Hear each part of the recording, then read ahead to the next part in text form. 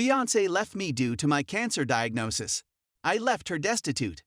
This was 4 years ago, so the sting has worn off and my vengeance has been exacted. Please accept my apologies if this is not the appropriate place. We dated for 4 years and had what I considered to be a wonderful relationship. We were both well-established professionals with houses in the same area and daughters at home. When we met, her kid was 11 and mine was 16. We had intended to marry, construct a home, and raise the 2 children together.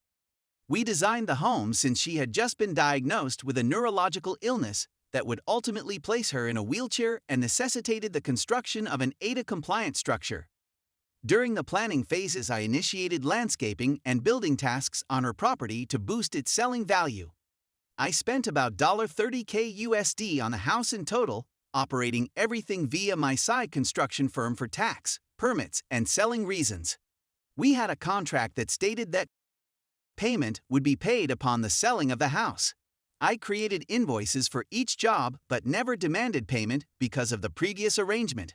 6 months later, we're looking at land to develop and finalizing plans for the house when I start feeling unwell. I couldn't eat since I was continually vomiting and spilling blood.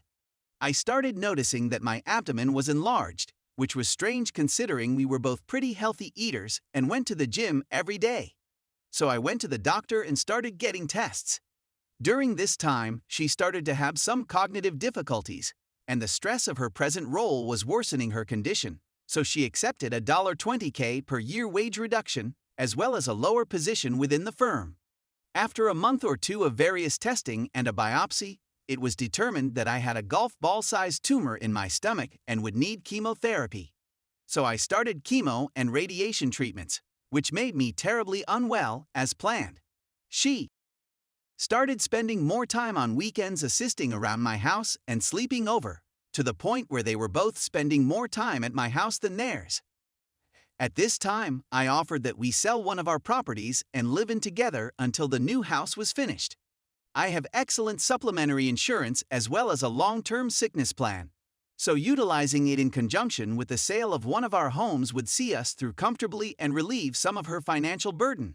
She grew exceedingly aloof shortly after this chat. Her daughter was no longer going down and hanging out with mine. She had reasons for not doing so. She stopped driving me to treatments and ceased staying with me. She then detonated a nuclear device, a phrase that will be with me for the rest of my life. I love you, but I can't picture myself long-term caring for someone this unwell, and I don't believe we should see each other anymore. In a text. It shattered me. I'm not going to lie. Since my wife died when my children were 1 and 3, she was the first lady I had ever opened up to and planned a life with. But I tried to be mature about it. I pushed myself to comprehend her point of view and accept what I couldn't alter. The following day, I quietly collected all of her belongings, neatly packed them, placed them into my vehicle, and drove them to her home to leave on the back porch while she was at work, to prevent any unpleasant conversations. I sat down a box after walking around the back and under the porch cover and observed her in her rear living room, on the sofa, having with a guy she had presented to me as a lifelong acquaintance. I went out to supper with this dude and his girlfriend. We had also gone on vacation with them. I never mentioned the event to her, and instead texted her later indicating that I would leave her belongings on my side porch for her to pick up at her leisure. I found out around 8 or 9 months later from his now ex-girlfriend that they had split up because he admitted to sleeping with my SO about the time we were completing the blueprints for the new house. Now I'm irritated. It's time for retaliation. I had completed chemo and radiation for the time being and was feeling better. I was browsing through some long-neglected documents when I came upon a file containing $32,680.00 in unpaid, long overdue bills, which I immediately sent to my attorney to commence lien procedures on the residence. It turned out that I couldn't have done this at a better time since she was about to put her home up for sale. When combined with interest accrued over the duration of what was then a 19-month late period, the charges were substantial. This, together with the promise to settle them when the property was sold and legal costs, left her with around $10,000 after the sale of the home and the settlement of her existing mortgage. she was forced to cancel the purchase of a new house and move in with her eldest daughter, Sil, and 2 grandkids. She also had to quit her work and apply for disability. I bumped into her a little more than a year ago, and she looked like she had aged 20 years, and she was in the wheelchair we had discussed. We had a pleasant but short conversation before I excused myself and went about my business. A few days later, her younger daughter phoned and asked if we could hang out since I had ran into her mother. I offered a generic response, thanked her for calling, and resumed my day. A week or two later, the ex contacted and apologized for leaving me in such a way. I thanked her for calling and hung up again, pleasant but brief.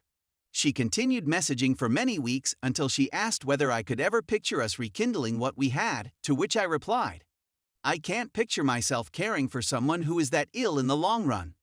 Do you recall the box on your back porch? Did you believe, lifelong buddy, brought it over from my house? Best wishes to you. Goodbye. Story 2. How can I, 22 female, make my husband, 37 male, understand it was a marriage of convenience, that I really love him? We married almost 4 years ago because it was the only way for me to be safe.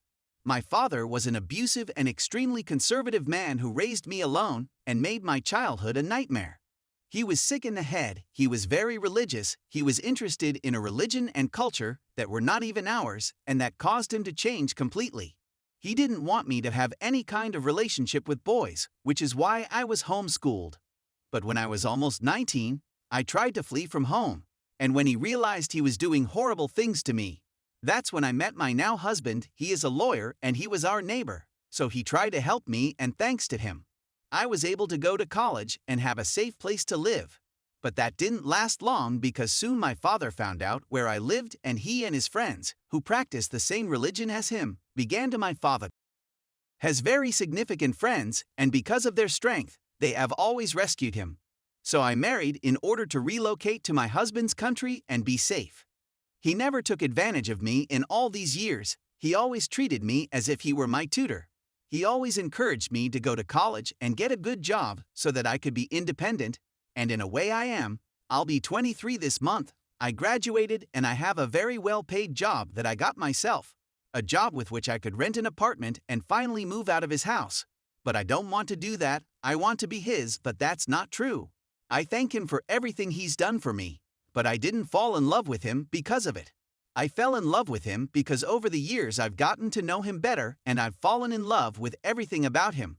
He is the sweetest, kindest, funniest, smartest, and most beautiful man I've ever met. We spoke a lot about it, and he told me that he loves me too, but that nothing would ever happen between us because of our ages, that it's better to forget what occurred, but I don't want that. So how can I let him know that I truly love him and that I want to make this marriage work? You paid. My spouse, 38 male, and I, 23 female, spoke about our future a lot. He advised me to go and attempt to live my life without him for a while so I could experience independence, but I didn't want to. I told him I was content with my life with him and that I wanted our marriage to succeed. So, after much deliberation, we actually spent weeks talking about it. He's not easy to persuade, lol. We decided to give it a go, and it worked pretty well. I began coming to therapy because I knew I had some old scars that needed to be healed, and it was the finest move I'd ever made in my life. So thanks to everyone who told me I should go to therapy. It was the best advice I read. I became pregnant a few months after deciding to make our marriage work, and counseling was what helped me the most at the time, because to be honest, finding out was not a joyous moment for me. I was afraid of becoming a terrible parent like my own, and I don't know if I would have realized that I am not them, and that my baby will be safe with me and her father since we both love her and will protect her from everything we can. Also, quarantine made things simpler since we spent the whole day together, which was a huge aid in strengthening our connection. I truly enjoyed spending those months alone with him because, despite our little disagreements, not everything is as great as it seems. I've grown even more in love with him, and am certain that I want to spend the rest of my life with him. And I know I don't love him because of what he's done for me in the past. I'll always be thankful for it, but I don't love him because of it. I adore him because he is constantly trying to make me laugh with ridiculous jokes. He is the nicest and kindest guy I have ever encountered. He is selfless, and he always listens to me even when I know he had a hard and stressful day. He is always there for me. But what makes me love him the most is seeing him so happy for our kid. Knowing that we will soon be a family, the family I have always wanted, warms my heart. So things are much better today, and I couldn't ask for a better person to spend the rest of my life with. Thank you to everyone who messaged me and provided me great advice. I really appreciate it since those words of wisdom helped me a lot. Thank you. Thank you. Thank you. Thank you.